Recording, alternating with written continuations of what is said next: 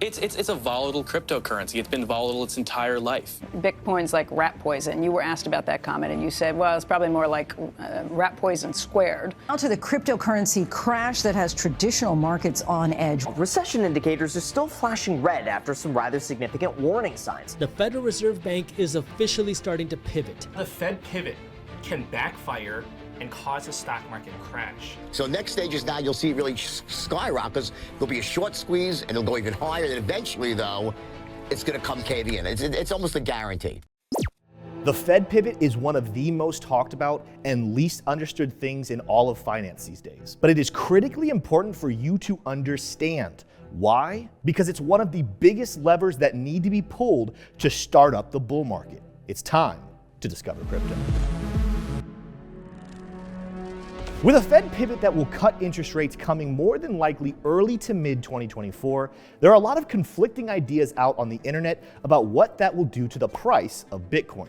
Since the Fed started raising rates back in early 2022, the price of Bitcoin has plummeted, leading some to believe that a pivot should bring prices back up. However, historically, Fed pivots have brought crashes to the stock market and risky assets. While we don't consider Bitcoin a risky asset, the majority of the world still sees it that way, and many are expecting a Fed pivot to crash Bitcoin as well. Now, if you don't know or if you're new to investing, the Fed is short for the Federal Reserve, which is the central bank of the United States and controls the monetary policy of the United States dollar. The Fed has a dual mandate to maintain both price stability and full employment.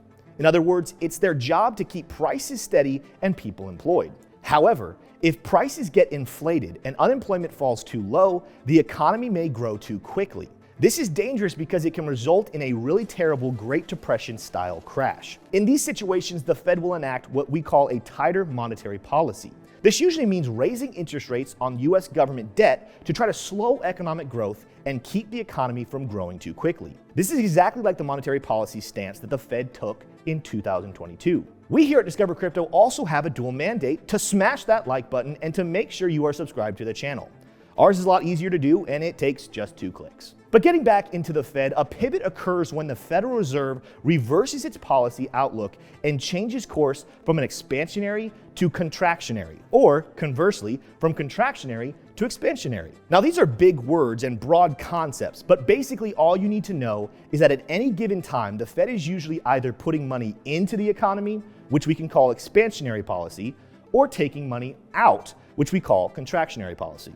A Fed pivot typically happens when the economic conditions have changed in such a way that the Fed can no longer continue its prior monetary policy stance. What does that mean in plain English? Well, in 2022, inflation was running high and unemployment was as well.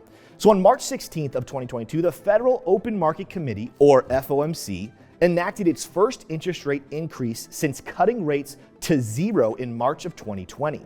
After raising interest rates 11 times since March of 22, the Federal Reserve elected not to hike rates at its September 2023 FOMC meeting, but left the door open to hike further if they need to later on.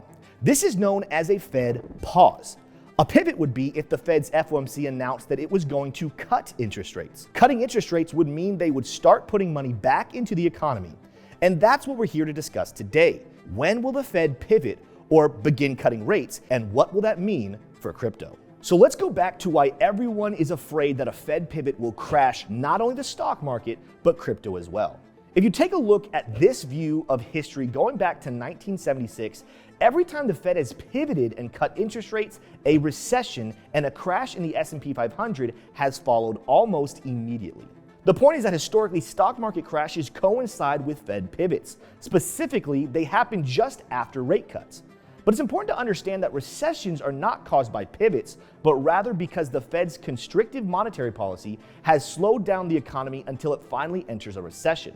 While a recession might currently be looming, Jerome Powell recently said at the last FOMC meeting back on Wednesday, September 20th, that he doesn't believe the US is likely to go into a recession until 2027.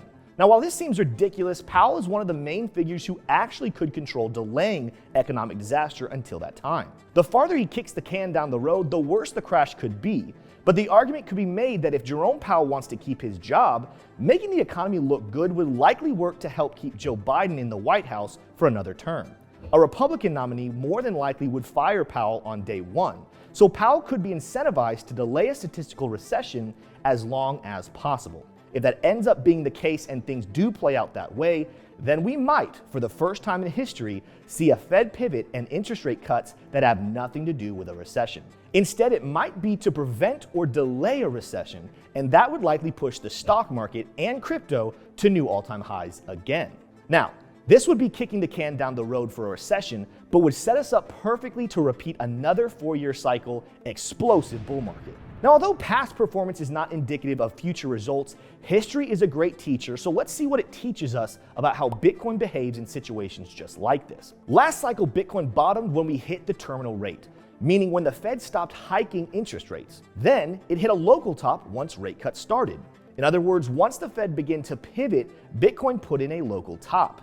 And then we got a secondary scare, the big final dip when COVID hit back in March of 2020, and that happened to line up exactly with where the Fed made their final rate cut. After that, the bull run was started. There was a huge flood of money printing in a zero interest rate environment, and Bitcoin mooned from $3,000 all the way to $69,000, taking the rest of the crypto market up with it. So the lesson from history is that the market bottoms when Fed finally stops raising rates, and the bull run starts when the Fed cuts rates. Okay, so that's how things played out the last cycle. Let's talk about this cycle. Remember, the Fed usually pivots their monetary policy when something has fundamentally changed about the economy, like a recession. As it stands today, interest rate futures currently project a slight chance of an interest rate cut in early 2024, but by summer, a rate cut becomes way more likely. Fed officials and Fed Chairman Jerome Powell forecast that rates will decline over 2024, but not by much, still remaining above 4%. However, there is a lot of disagreement, even amongst the biggest financial institutions, about what's going to happen in the next few months. Industry giant State Street, for example, is betting heavily that the Fed will begin cutting rates next year to counteract a recession. And JP Morgan is projecting a new all-time high for the S&P 500 in 2024 with a Fed pivot and no recession at all. However, these projections would change, and fast, depending on where we go from here. Currently, the market is calling for the yield curve to uninvert in the summer of 2024, which usually is followed by an economic recession. But what does that mean? Well, under normal circumstances, debt with longer maturities typically carries higher interest rates than nearer term ones, because further out into the future the debt is to be repaid, the greater the risk of the loan. And so therefore, the higher the interest rates are paid on the debt. An inverted yield curve refers to a situation where short-term interest rates exceed long-term rates. The yield curve inverted when the Fed started hiking rates, and currently the market is saying that they expect the yield curve to uninvert in 2024, which usually means a recession will hit. But again, the Fed pivoting and the yield curve uninverting are symptoms, not the cause of a recession. Recessions are caused by prolonged periods of contractionary monetary policy and slowing economic activity, not by the Fed pivoting. If you take a look at this chart, you can see that unemployment usually starts to rise between 12 to 21 months after the yield curve inverts. And the yield curve has been inverted for 15 months now. So the expectations are increasing that a recession and a yield curve uninversion could be coming very soon. All this brings me to a very important point, which is don't panic. You're going to hear a lot of scary talk in the next few months. Eventually, the Fed will stop hiking rates and the yield curve will uninvert, and maybe there will be a recession and a stock market crash. Or maybe we'll get a Goldilocks scenario where the Fed pivots, but we never get a recession. But don't let any of that worry you. Crypto has already sold off a huge amount, and although it's possible we see continued pullbacks and a lot of choppy sideways action, we're not likely to see another 80% pullback no matter what happens with the Fed. And even if another big dip does come, it will likely be followed by a very sharp recovery, kind of like what we saw in the flash crash of the recovery during March of 2020.